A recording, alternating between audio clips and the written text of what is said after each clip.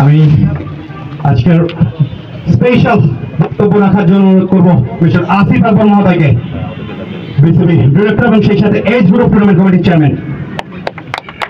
আসসালামু আলাইকুম, সবাইকে শুভেচ্ছা অভিনন্দন ভালোবাসা। সম্মানিত জেলা প্রশাসক মহোদয় তিনি উপস্থিত আছেন এবং উপস্থিত আছেন জেলা ক্রীড়া সংস্থার কর্মকর্তাবৃন্দ, খেলোয়াড়বৃন্দ, কোচেস, স্টাফ এবং স্কোর আম্পায়ার সহ দর্শক এবং আমাদের রংপুর বিভাগীয় ডিরেক্টর জনাব হাসানুজ্জামান, সবাইকে শুভেচ্ছা। আমরা আসলে খেলার মাঝখানে কথা বলছি, যেটা একদম আইন বিরোধী।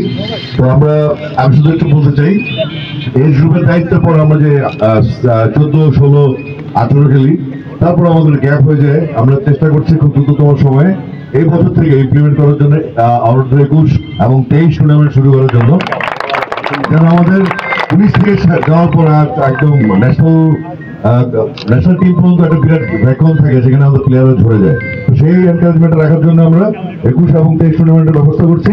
আর দিনাজপুরের যারা কর্মকর্তা অফিসিয়ালস আছেন তাদের কমিটির, তাদের কাছে অনুরোধ থাকবে দিনাজপুরের জন্য কি কি, অনেক সুন্দর মাঠ আছে, কি কি ফ্যাসিলিটিস প্রয়োজন আমাদেরকে লিখিতভাবে দিয়ে দিলে আমরা যত দ্রুত সম্ভব এটা ইমপ্লিমেন্ট করবো ইনশাল্লাহ।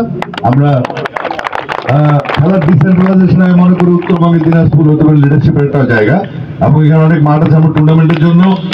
আমি যে মাঠ দেখছি এরকম নাকি আরো অনেক মাঠ আছে, সুতরাং যেটা আমাদের জন্য অনেক ফ্রুটফুল। আমার মাঠের সংখ্যা আছে, সারা দেশে ভুগছি, বা দিনাজপুরে নিজেকে ধনী ধনী মনে হচ্ছে। যাই হোক, অনেক কথা বলবো না, শুধু হচ্ছে আপনাদের যারা অফিসিয়াল যে রিকোয়ারমেন্ট গুলো আছে দিনাজপুরের ক্রিকেটের জন্য, দিনাজপুরের আঞ্চলিক ক্রিকেটের জন্য, টুর্নামেন্টের জন্য, যেমন স্কোর বোর্ড নেই, একটা সুন্দর স্কোর বোর্ড দরকার, বোলিং মেশিন নেই, বোলিং মেশিন দরকার, প্র্যাকটিস ফ্যাসিলিটিস দরকার, নেট, ম্যাট, টার্ফ, কি কোথায় লাগবে আমাদেরকে বললে আমরা ইমিডিয়েট অ্যাকশন নিয়ে নেবো ইনশাল্লাহ। আমরা প্রস্তুত আছি। Thank you so much. খেলা চলবে, খেলা বন্ধ হবে এবং আমাদের ক্রিকেটের দেশের মান আজকে মুশফিকুর রহিম 100তম টেস্ট ম্যাচে 100 রান করেছে, এটা আমাদের জন্য একটা মাইলস্টোন। মুশফিকুর একটা জোরে থাকা উচিত।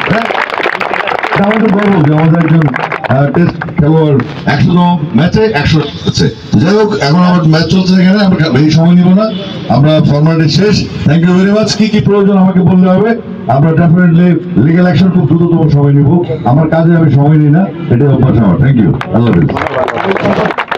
সমাপনী বক্তব্য দেওয়ার জন্য অনুরোধ করছি। আজকে আমাদের মাঝে হঠাৎ করে আমাদের অনেক বরণীয়